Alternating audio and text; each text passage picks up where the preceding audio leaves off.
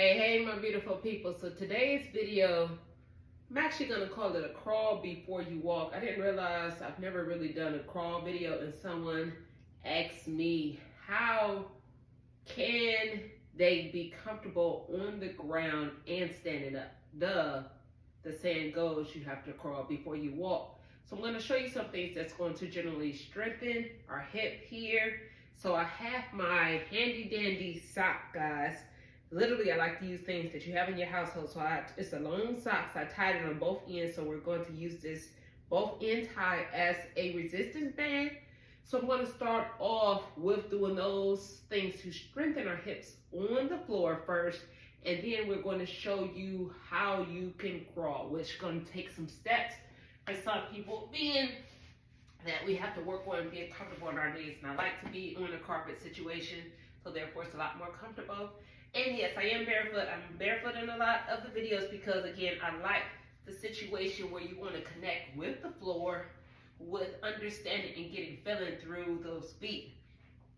So we're going to start off with our socks around the ankle. Hey, my beautiful people, I'm going to ask you to do me a quick favor. Like, subscribe, and share this video with anyone. If out of the kindness of your heart you feel this videos or any of my videos are blessing you, if you can continue to help me support this cause by blessing me with donations of any amounts, my information will be below this video, as well as other ways that you may be able to work with me on a one-on-one basis for more detailed assistance in your recovery. So please don't hesitate to hit any of the links or even the link to contact me for further services. I'll talk with y'all soon. Enjoy this video. Here, tied on both ends for resistance. So I'm gonna be seated towards you so I can make sure I'm in the camera view, but I want you to work on my effective side is left side. We're going to do some hip abductors with the sock, strengthening those hip flexors, so therefore we can, generally we want the hips strong, the hips are connected to the knees and all of the above to help us gauge the leg correctly to bend the knee to actually walk. And as well as when you're doing these hip abductors, it's going to help you, for those of you that are struggling with that height hip or when the hip kind of jolts around when you're walking. So we're working to strengthen that hip there. So we're going to do that on both sides. I'm going to say about 15 to 20 on both sides. You can do it at your own speed. And if you get in a situation where you need to assist it, we'll use our non-effective side to help us push over, or have somebody else that may be available to help you put that over. Next one from here that I'm going to do is going to be the situation, and if you cannot hold yourself up, we can lean on the couch, but I'm holding myself up. I'm going to be in a situation where we're going to drive up. So as I'm driving up, it is creating tension in the hip flexors here. And again, my band is at my ankles, and that drive up is pulling the knee in towards the chest. I'll turn sideways so you can see. Pulling the knee in towards the chest, and I'm trying to lose my band. There we go. And an important key for this one, to make sure the band stays on, as you pull in that knee in, make sure you dorsiflex the toes, pull the toes up towards the face, so therefore to help you to keep that band in place and correct engagement of our joints when we're trying to pull in for this exercise. You can do that on both sides, and even though we're working generally our affected side, you have the time to do it on the other side. We're just going to strengthen both sides because we want strong hips all the way around. We don't want to only use one side. From that, the next one, we're going to do a straight leg lift. And this one is a burner, y'all. This straight leg lift, it's an excellent one. It seems like it's so simple, it's so easy. And our goal is to try to keep that knee straight for the straight leg lift. Going to our other side again, 15 to 20 reps. And while you're doing this as well, you can really focus on engaging, tightening through your quad while you're doing that lift. Now we're really working that leg, working the engagement of our quad. It's going to help us strengthen that knee as well, because the stronger we have our quads, the stronger our knee is, to help us bend, flexion, and mobility. Both sides of that. So again, I'm going to turn in front of you, because what we do now is to really challenge ourselves is now do both. And so you may notice when you're doing both of these, because your affected side may not move as good as your non-affected side. So pay attention and engage. So I like to actually look at it while I'm doing it to make sure that leg and that foot is actually moving. And we're literally pressing out. And as I'm pressing out, I'm squeezing through the glutes. Squeezing through the glutes to help me get that leg out.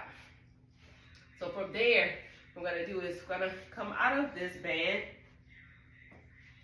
and I'm gonna work. So I'm working on essentials around our area before I even get on my knees to show you how to crawl.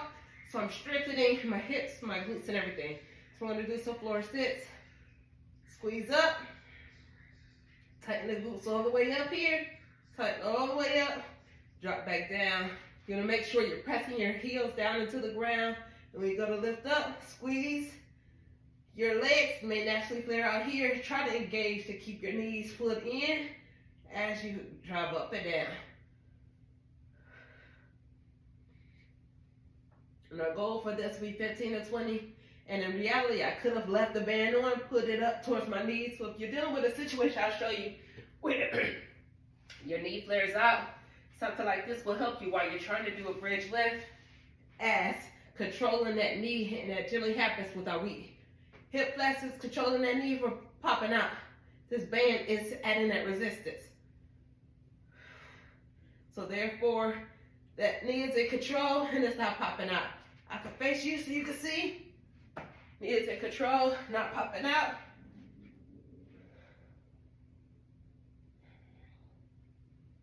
All right, we're coming up out of this, and now we're about to hit those knees, guys. Gonna hit those knees, and I am moving a lot faster than I understand some of you may. But we're hitting those knees.